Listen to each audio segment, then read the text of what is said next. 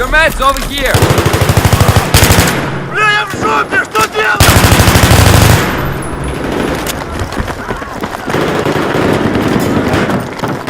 Hey guys, it's Daskro again, and another interview for the CGL AV8 Draft League. This time I'm talking with Nexus Killa. Killa is on my team for the CGL AV8 Draft League, and under Kaiser's Killa's. Playing on words there, as you can see. And we are capping B, we're capped up, we're going to cap B, and while Nexus kills some dudes, Killa kills some dudes, we're doing pretty good for ourselves. And Killa, how are you? I'm fantastic, how are you? Doing great. I love these underdog matches where we're sort of going against odds. I'm getting killed. That's okay. We got 2 of our cap points back, but I really like. I don't pub a whole lot, and I don't think you do either. But I'll tell you, one of the things I love doing in pubs is I love going in to a server where it's clearly one side. I go on the team that's losing bad, and I try to make a difference. That's what I like to do. What about you? I completely agree. I actually tried to go out of my way to join the losing team to see if I could make a better outcome for them, to see if I can turn it around. It really only takes 2 or 3 players that are smart, that can play together well in a team environment, and with that they can really turn the tides. And I really like that idea. Yeah, it's man. Oh shit. He's got right, but that's right. You better run. There's 4 or 5 dudes to the left there. I'm all the way on the right, clear. There's a guy in front of me. Do you want to spawn? Good. Yeah, I'll spawn you in 5. Anyway, that's what I like. That's what you like to do. Oh, there's a guy right there. Got him. Man, here! Behind me. Got him. And we're good again. But yeah, I try to join with a bunch of people to do the same. If it's just by myself, though, I'll try to get a squad that seems to be trying, other than, just a bunch of people going lone wolves. Let's see if we can all work together and turn it out for the best. I think we will. They're taking C, but we are at B, and C down here. So Should we try to go to C? Yeah, we can try to run. We can fast run. So, tell us a little bit about yourself. What's your competitive background? What got you into Battlefield 3? That kind of thing.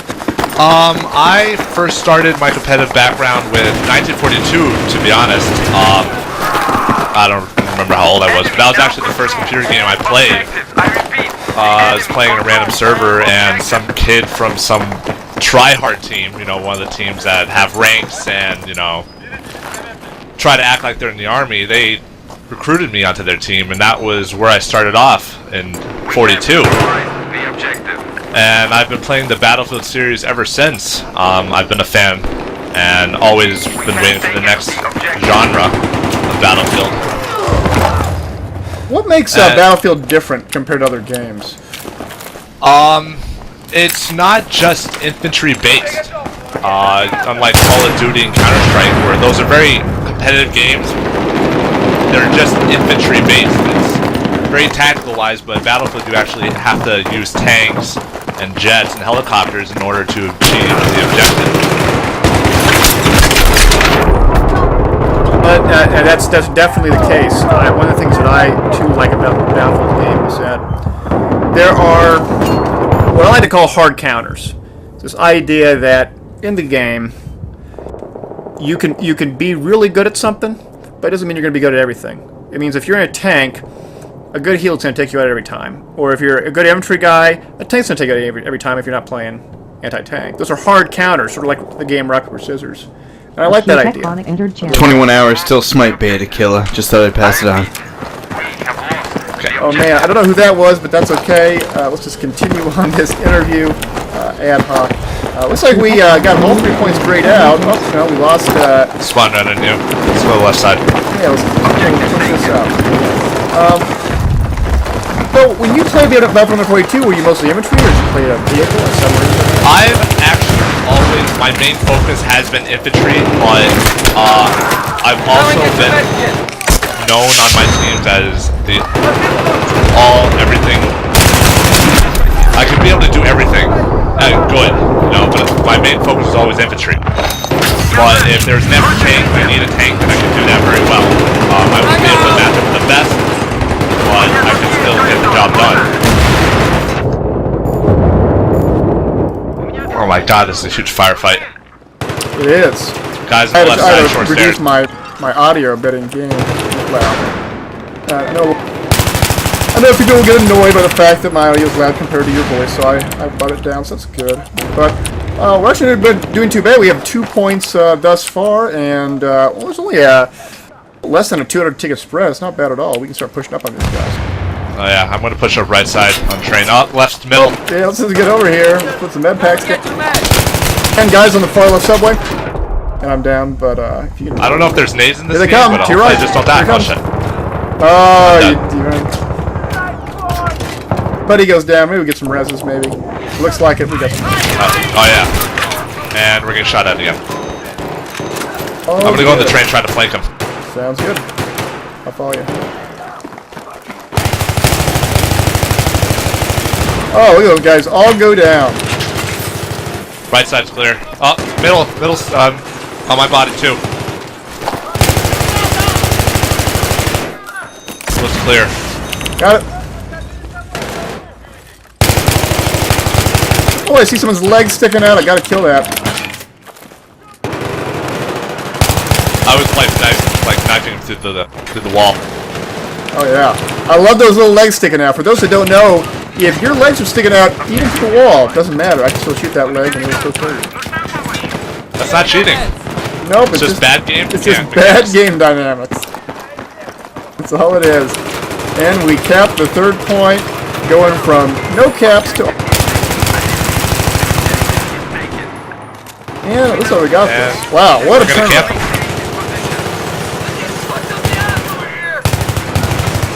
This guy left side. Up. He's down. Looks like they're middle and right. I'm gonna go right. Yeah, that's what it looks like. Sniper down, right side. And I got one too. So, Middle. let's talk a little bit about, uh-oh.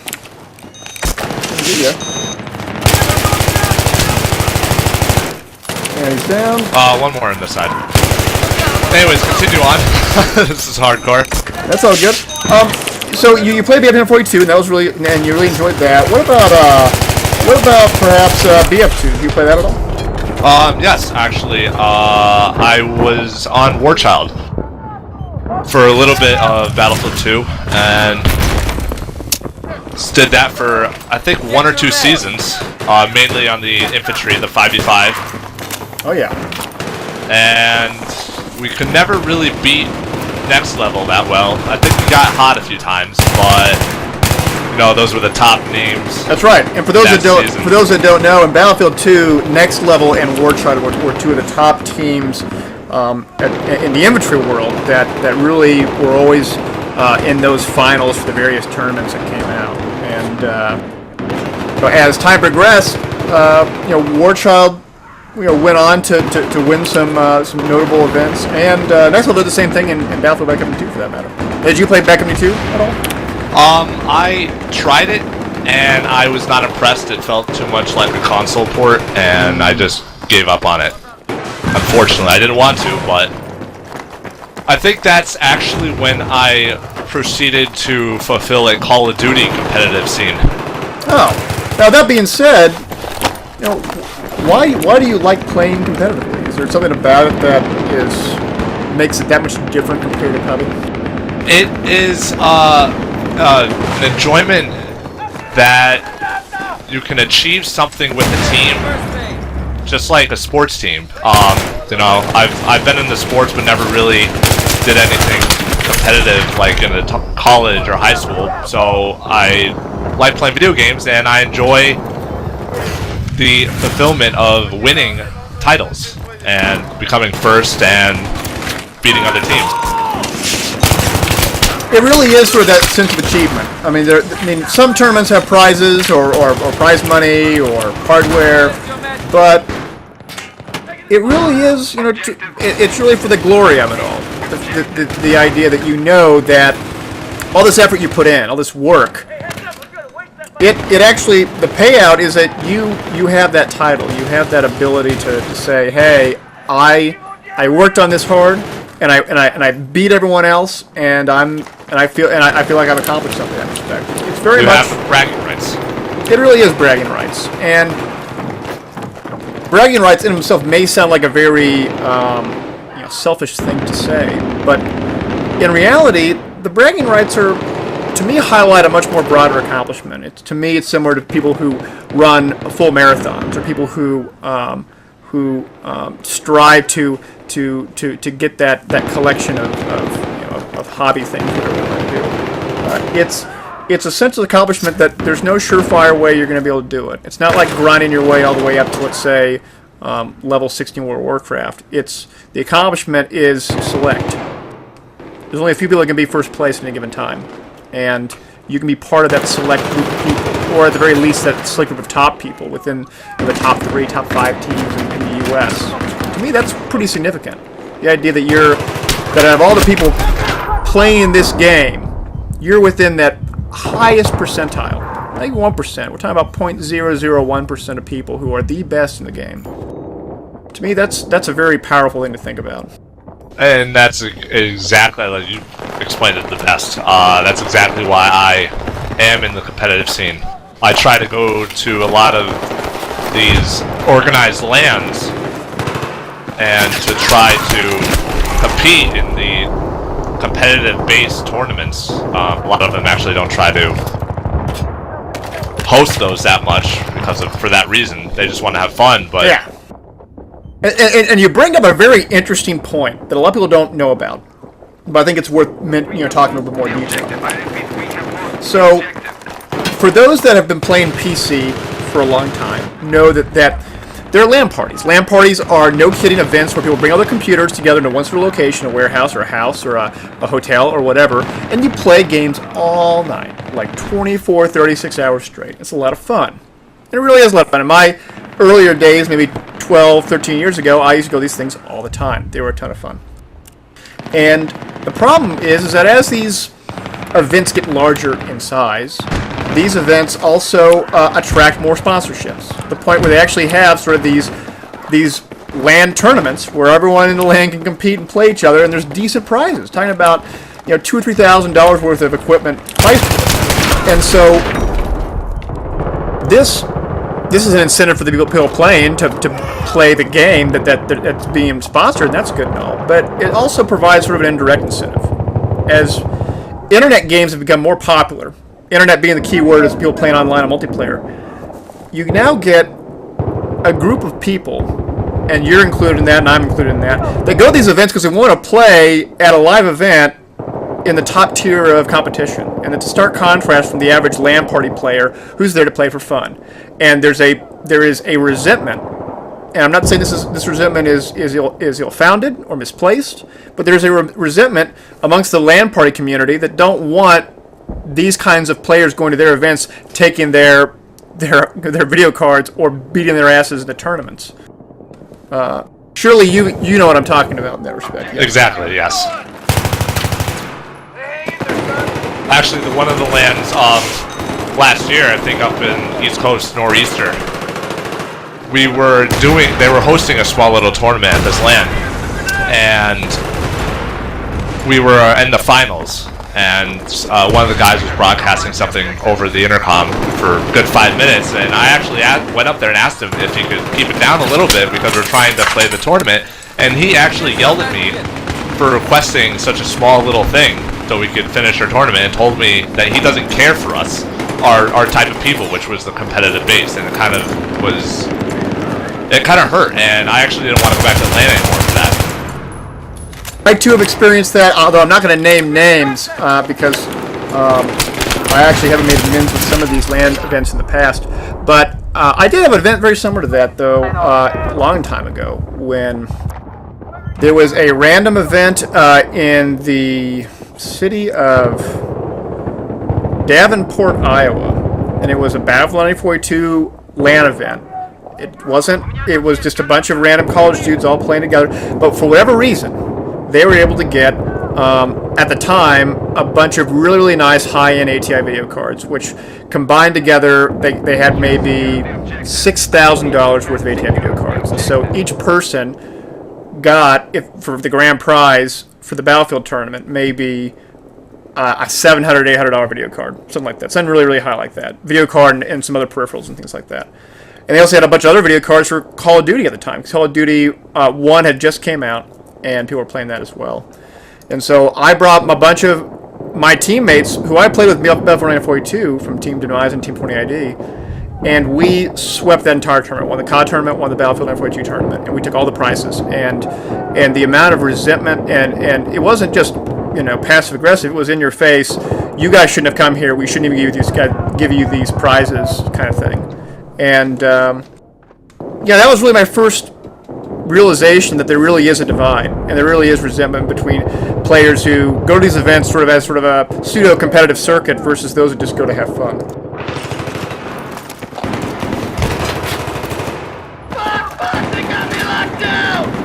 That's rough. I would be really upset if that happened to me. Yeah, luckily we still got our prizes. Oh, that's good. Oh, I couldn't get them. That's alright though. They're coming back. They're coming back, but we already bled 200 tickets off them, so we're actually doing pretty good. We're in the lead actually. Yeah, it's good stuff. But being a competitor, I mentioned in this anecdote about winning the BF 1942 tournament and then winning the Call of Duty tournament.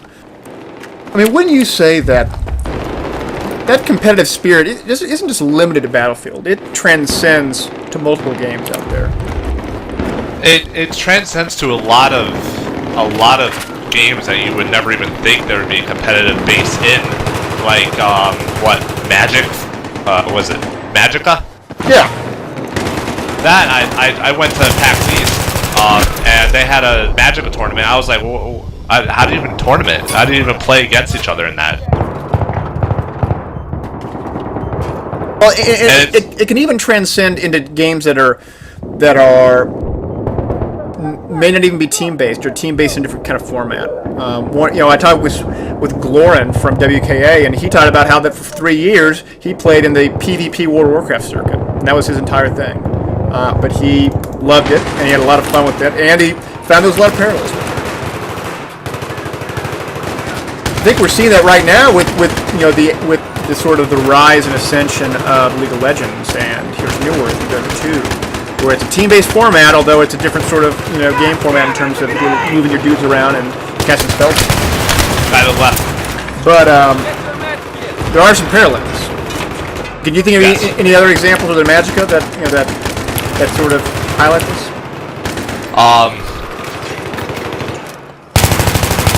That's all right. Are you so other than Battlefield?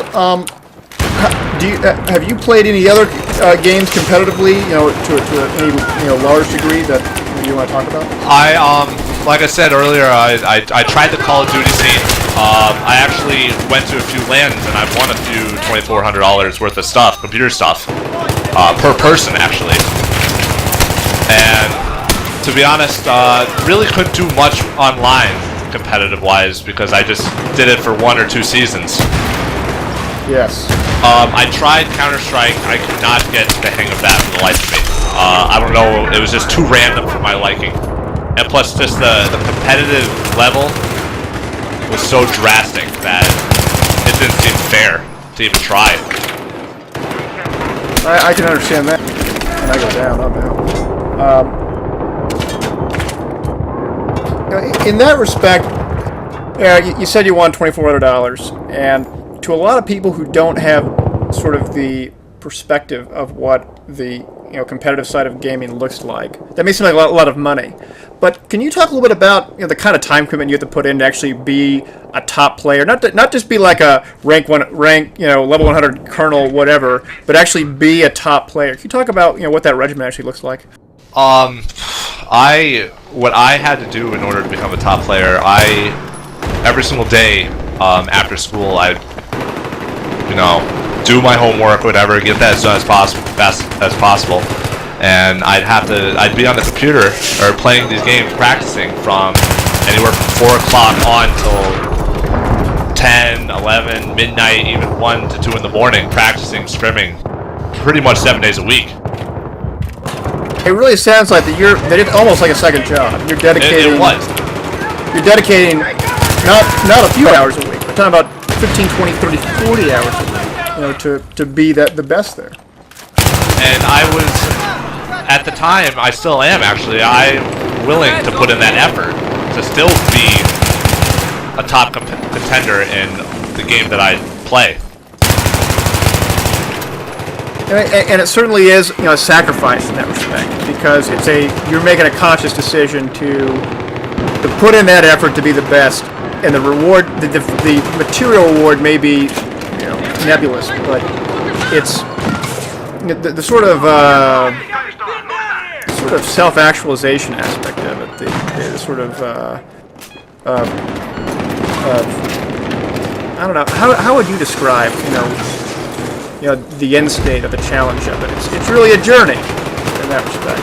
It's really depends on the person, but yeah, it can be a journey, it could just be a hobby, but it depends on how fulfilled you want to complete it, or how fulfilled you want it to be. I think fulfillment is a good word for that, because it really describes how fulfillment is a quest, if you will. It's something that is not assured.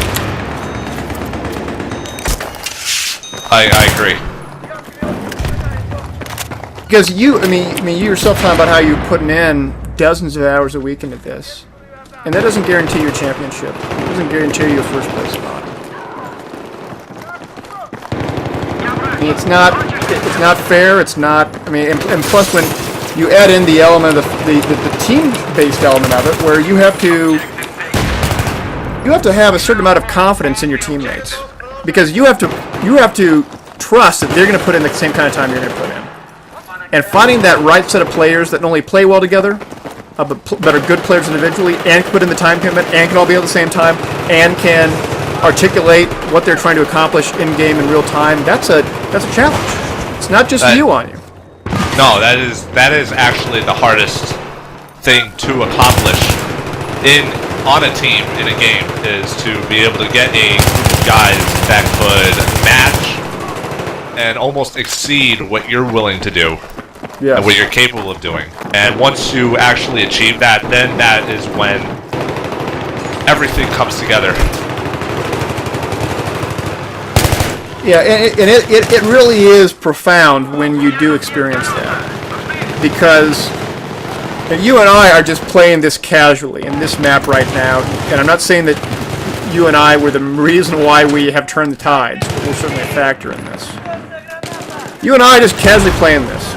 And Killa, you and I have never actually played in a team together in sort of an organized competitive settings. We're just competitive players who are just pumping around. But when you get 8 people who have been playing together for years and put in 4 or 5 hours a day every day for years, the kind of synergy that they have, their ability to know how each other is going to play, to have confidence in where each of them are going to be and how they're going to execute, that's unstoppable. I mean, you could take the top players from every team out there and put them together, and it's not going to be the same compared to a team that has those years of experience together and has practiced together and scrimmed together and that kind of thing. It's teamwork over skill any day. Skill plays a part, but it's always teamwork. Yes. And one of the things that I like about Battlefield, and maybe you can comment on this, is you really have a diversity of skill sets within Battlefield. And sure, you play infantry, and so you have sort of mastered a lot of that infantry play, be it in terms of maneuver or shooting or what have you. But you can have teams who have players, and I'm including myself in this, that do nothing but play tanks, or nothing but play jets, or nothing but play helos. And as such, they may be really shitty on the ground, but they have honed their skills so much in that one given skill set that they can still be value added to their team. Yes.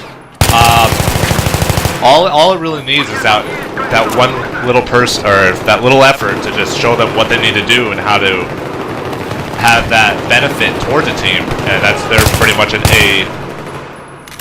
I mean, when you were on War Child, was there anyone in particular that was sort of renowned for being a jet guy or helo guy or a tank guy that otherwise was not that good at infantry, but that was okay because they they were so good at that role that they didn't matter. They were not that good on infantry. In all honesty, everyone was good at infantry. Like Elite Drunk, he was good at the tank. What was it, Wicked? I think he was good at the jet, but even then, they could be put onto the ground, and they would still be able to throw down those numbers. Unfortunately, I don't think I could recall one specific person that was only good at one thing, and it didn't matter. But if you yourself were to be put in the jet or put in the helo or tank, I mean, that would be viewed as a disadvantage for your team relative to other choices. Yes. There were other people that could fulfill that role better. And the reason why I bring up that sort of almost abrasive example is that there's nothing wrong with understanding that you have certain roles and that other people have other certain roles, and that you want to maximize what each person's best at in a given team.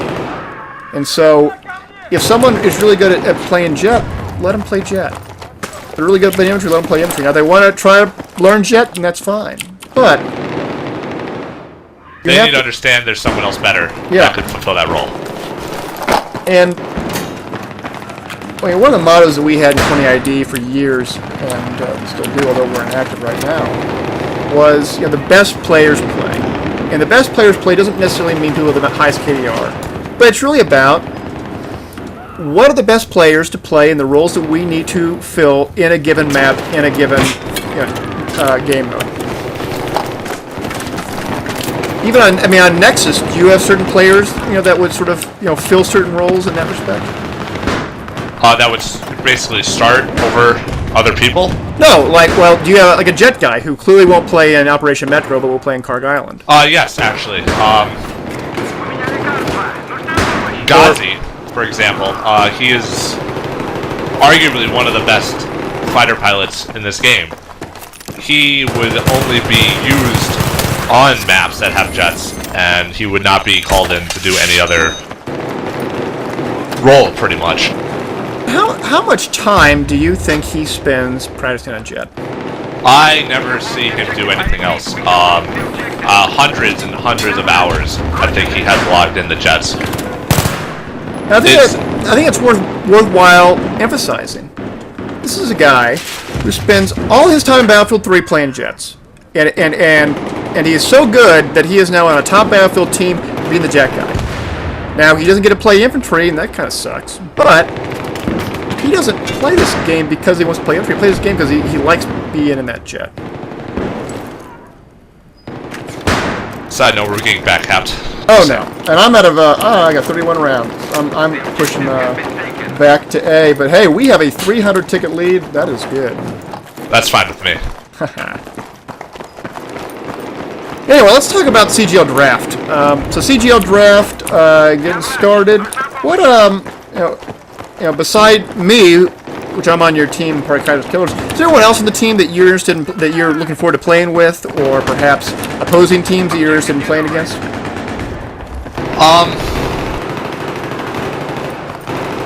I'm interested in playing against Dream's team. Not because it's not my team, but I do like his loadout of players that he has, and I'd like to just see what they're capable of doing as a team. I like the idea that, it's not just, for example, WKA or Rival as a team that's been playing together for years.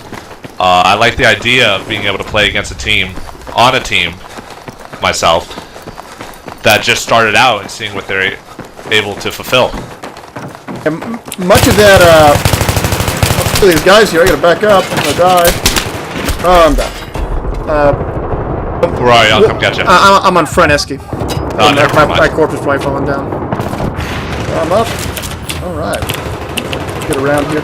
Now, one of the nice things about draft is that you get to play with other top players who have clearly been playing Battlefield competitively for years and know what they're doing. But at the same time, you don't have all that communication and teamwork that's sort of built in that you see on other traditional teams. And so it sort of adds a very interesting dynamic of how adaptive each of these players can be in this event.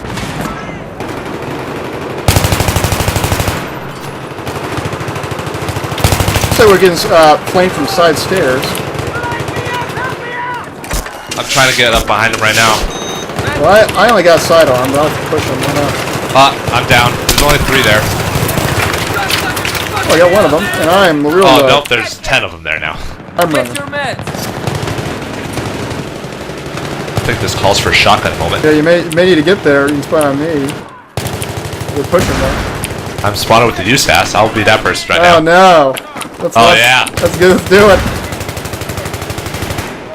This guy won't get out of my way. I think it may be over. It's clear. And I got kicked for no using shotguns. Oh, you can't do it. Oh, that's too bad. We'll go ahead and jump back I'll in. come back in. If you're banned, then we just cut this interview short. But that's alright. Nope, I'm joining back in. I'm not Very there. cool. No shotguns allowed. I only saw no dart allowed in this server, so I don't. I only saw no explosives. Wow. Maybe they're just being incremental in their ban list. We're getting trolled. Yeah. Anyways, back to the draft league.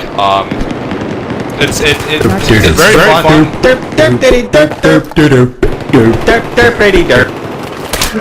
Nexus, gaming mumbled. Sorry about that. It's all got good. random people coming in and playing music. It's all good. So, CDL Draft League, there's a few matches coming up. Dream Team is one of the teams that you're looking forward to playing against.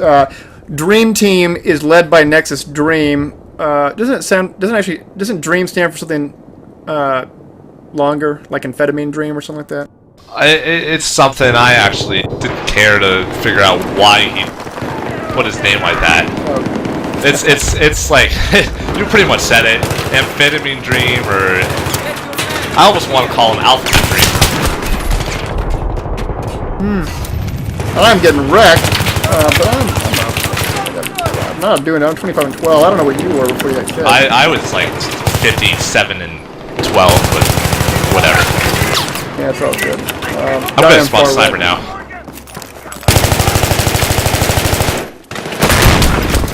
Oh, I got wrecked.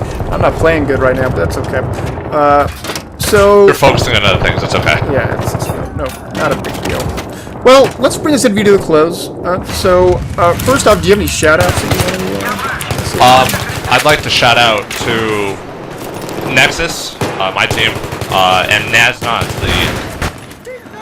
pretty much the founder of Nexus, because without him, I wouldn't be where I am right now. I'd also like to shout out to Daskro, Well, thank you. just for being sexy, All right. and everybody else off the top of my head. All right. That I can't really name. Good stuff. And then lastly, for those that are playing Battlefield 3 pup style and want to learn how to play competitively or want to get involved in the draft league or other competitive events, what words of advice do you have? Here are your meds. Play the objective. Stop just running around and trying to solo everything. You know, play as a team, play the objective. I'm just not making any shots, but that's a very good advice. PTFO, it's serious. If you want to do well, it's all about playing that objective. And it's not just about putting down MCOM bombs or defusing the MCOM or getting a flag. It's more than that. It's if there is a vulnerability in your opposing team's defense, exploit it. If there's a hole in your team's defense, fill it. If there's a certain role or perk that your team's not using or underutilizing, then go for it. And that's really playing the objective. It's trying to further enable, the success of your team. It's pretty much stepping up to the plate where other people have lacked the ability of. Indeed, a lot of people like to just, they like to play and just zone out. But if you want to be the best, or at least be a better player, you need to use your head. You need to start thinking about it. Think about how the game's played. Pretty much, if you want to win, you gotta play the objective. If you don't care about winning, then just do whatever you want, or just go play a team deathmatch. or a mode that doesn't require teamwork. And you just can do whatever you want. That's right. So I'm getting wrecked. We got 6 tickets left, so I want to thank you for doing this. Kill, this was a lot of fun, and good games. I am pretty stoked that we won, actually. Yeah. Turn around, 450 ticket margin. That's fantastic. Down 200 initially, so doing real good. So again, thank you, Killa, for doing this, and guys, thanks for tuning in, and I'll see you later. Thank you for having me.